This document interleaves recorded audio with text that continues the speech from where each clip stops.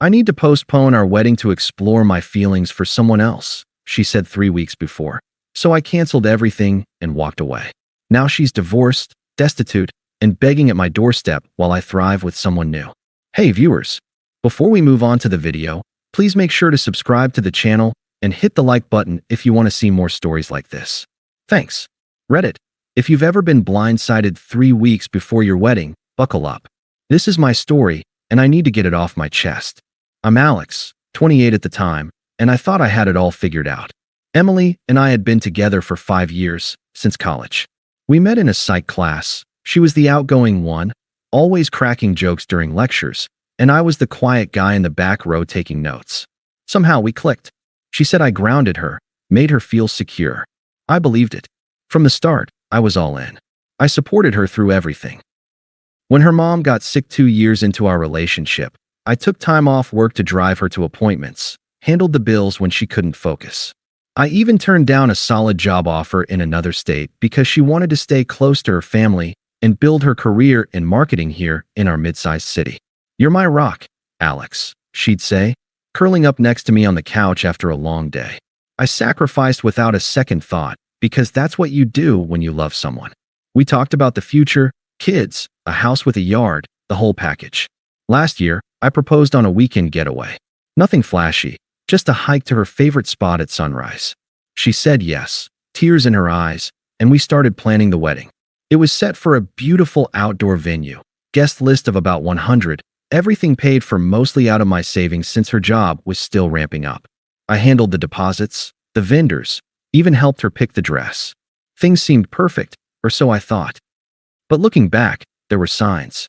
About 6 months before the wedding, Emily started getting distant. She'd stay late at work, claiming team building with her colleagues. She mentioned this guy Jake a lot, a coworker in sales, super charismatic, she'd say with a laugh. I didn't think much of it at first. She had guy friends, and I trusted her. But then she started posting more on social media, subtle stuff, like photos from after-work drinks with the team, Jake always in the frame, grinning too wide. She'd compare our weekends to his stories. Jake just got back from skydiving. We should do something adventurous like that. I'd nod, suggest a trip, but she'd brush it off. It stung, but I chalked it up to wedding stress. Then, 3 weeks before the big day, it all came crashing down. We were at home, having what I thought was a normal dinner. Pasta I'd cooked, her favorite. She was picking at her food, scrolling her phone. I asked if everything was okay, and she set her fork down, looking at me with this weird mix of pity and determination. "Alex, we need to talk," she said, her voice steady, like she'd rehearsed it. "I think we should postpone the wedding." I froze, fork halfway to my mouth. "Postpone? Why? What's going on?" She sighed, leaning back in her chair, arms crossed. "I've been feeling drawn to someone else. Jake, from work. It's not like I've done anything physical yet, but these feelings are strong. I need space to explore them. It's not fair to you or me to rush into marriage without knowing for sure." Her words hit like a sucker punch, but she said them so casually, like she was discussing rescheduling a dentist appointment. Explore your feelings? Emily, we're 3 weeks out. Invitations are sent. Everything's booked. What about us? What about the last 5 years? She rolled her eyes a little, that smug edge creeping in. "Don't make this dramatic, Alex. This is about my growth. You've been great, reliable, steady, but Jake makes me feel alive in ways you don't. He challenges me, pushes me out of my comfort zone. With you, it's just comfortable. And honestly, I deserve to figure out if there's something more before I commit forever." I sat there, staring at her, the room feeling smaller. Flashbacks hit me. Nights I stayed up helping her with her resume. The time I loaned her money for that certification course when she was short. I'd given so much. And here she was, twisting it into some flaw. "So, you're saying I'm not enough? That our life together is boring?" "Not boring, just safe. Predictable. Jake's spontaneous, exciting. We've already spent so much on the wedding. Maybe we can reschedule later, once I sort this out. But right now, I need to do this for me. It's not cheating, it's honesty. You should thank me for not going through with it blindly and resenting you later."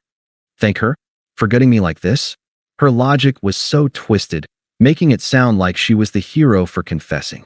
She sat there, expectant, like I was supposed to nod and agree. But something in me shifted. I wouldn't beg or yell. I'd seen enough of those stories, guys pleading, only to get dragged through more humiliation. No, if she wanted out, she'd get it. Okay, I said finally, my voice even. If that's what you need. She blinked, surprised. Really? You're not going to fight me on this. What's there to fight? You've made your choice. I stood up, cleared the plates, and started washing them like nothing happened. Inside, I was reeling, the confusion, the unfairness of it all, but I kept it locked down. That night, she packed a bag and left for a friend's place. I didn't ask questions. The next morning, I called the venue, the caterer, the florist, canceled everything. Some deposits were lost, but I ate the cost. I notified our families and friends with a simple message. The wedding's off. Emily and I are going our separate ways. No details, no drama. Her side blew up my phone. Her mom demanding explanations, her sister calling me cold for not trying harder. I ignored them. I packed my things from our shared apartment that weekend. No confrontation, no last words. I left my key on the counter and walked out. Detached. Disappeared from her life, just like that. But the silence after? That was the hardest part. The empty days where the betrayal sank in, replaying her words, wondering how I missed it. It felt so undeserved, like I'd been a placeholder all along. I moved into a small place across town, threw myself into work. I was a project manager at a tech firm, and I started taking on extra hours, even applied for a promotion I'd passed on before. Nights were rough, staring at the ceiling, flashing back to the good times, the sacrifices. Like the time I skipped a family reunion to help her through a work crisis, or how I'd planned our honeymoon around her dream destinations. It all felt wasted now. The confusion gnawed at me. How could someone flip so suddenly? Was I really that predictable? But I didn't reach out. No drunk texts, no social media stalking. I blocked her everywhere, focused on rebuilding. Joined a gym, picked up hiking again, solo trips to clear my head. Therapy helped too, though I won't pretend it was instant. It took weeks of sitting with the pain, the silence echoing her dismissal. You should thank me. Yeah, right. The unfairness burned, but I let it fuel me instead of breaking me. Months passed like that, me grinding her. Well, I try not to think about her. But word trickled in through mutual friends. At first, it was glowing. Emily and Jake were official, posting couple pics from spontaneous road trips, her captions all about living my best life. It twisted the knife, but I stayed silent. Then, cracks showed. A friend mentioned Jake was intense, arguments in public, him blowing up over small things. Turns out, he wasn't just charismatic, he was controlling. Pushed her to quit her job for a joint venture that was really his scheme, draining her savings. And the excitement? It was a facade. He had side flings, cheated openly once they moved in together. Emily rushed into marrying him. Some quick courthouse things 6 months after leaving me, like she was proving a point. But karma doesn't play favorites. The marriage imploded fast. Jake got abusive, verbal at first, then worse. He isolated her from friends, spent what was left of her money on his business ideas that went nowhere. When she confronted him about the cheating, he bailed, leaving her with nothing but debt and an eviction notice. Her reputation tanked too. Workplace drama from the affair got her blacklisted in our industry circles. Mutual friends started distancing themselves once the full story emerged. We saw how she treated you, Alex. She's toxic. I heard bits and pieces, her spiraling, alone in a crappy apartment, job hunting desperately. It was ironic, watching from afar as her growth led straight to ruin. But I didn't gloat. I just kept building.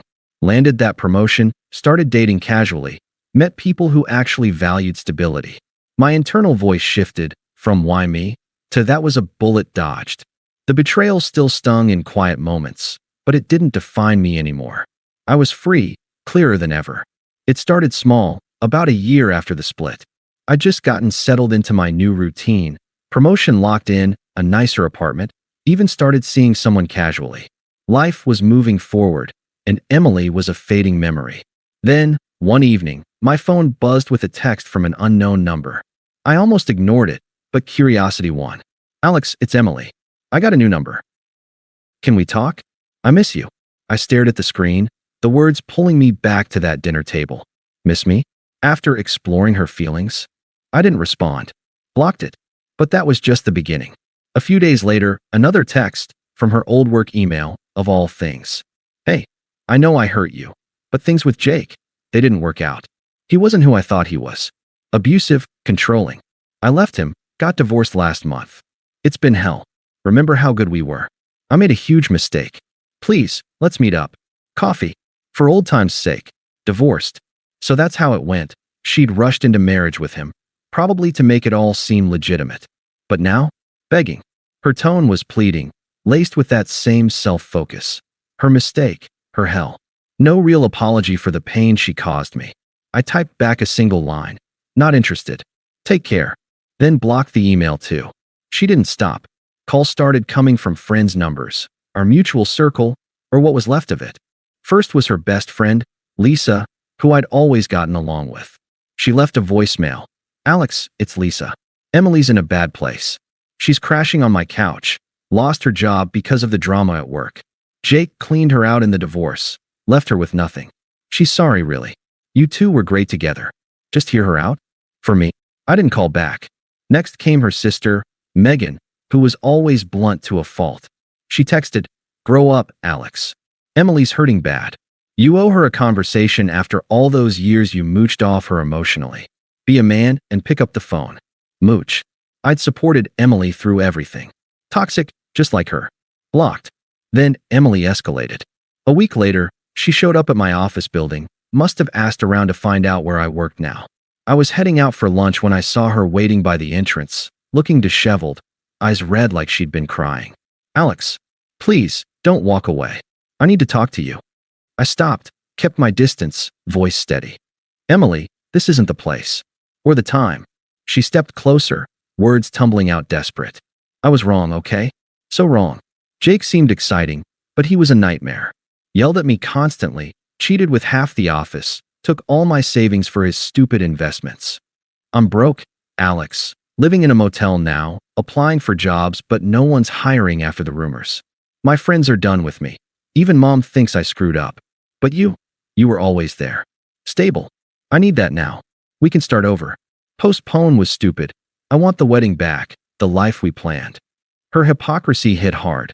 Now stability was a virtue? After mocking it as predictable, she reached for my arm, but I stepped back. "Emily, that life doesn't exist anymore. You chose to explore elsewhere. I'm done." Her face twisted, the desperation flipping to anger. "Done? Just like that? After everything? You're cold, Alex. Selfish. I thought you loved me. Real love fights for it. But fine, rot alone. You'll regret this when you realize no one else will put up with your boring ass." She stormed off, shouting over her shoulder, "You're the one who lost out." I watched her go, heart rate steady. No outburst from me. Just back to work, like it never happened. But inside, the power shift was clear. She was unraveling, grasping at what she'd thrown away, while I stood firm. Her attempts kept coming. More texts from burners. Her dad even called once, gruff and unpleasant. "Son, family's family. Emily's learned her lesson. Don't be stubborn. Fix this." I hung up mid-sentence. It peaked a month later. She emailed from a new account. "Alex, I'm sorry for the outburst. I'm just scared. Everything's falling apart. Evicted yesterday, sleeping in my car. Please, help me. I know I don't deserve it, but for what we had." One conversation. Attached was a photo of her ring, our engagement ring, I realized. I kept it. Means we can try again. Pathetic. Hypocritical. She was showing her true colors now, manipulative, entitled, raging when denied. I didn't reply. Blocked again. The silence from my end was my shield. I'd sat with the betrayal long enough. Her desperation didn't pull me back. It just confirmed I'd dodged a lifetime of this.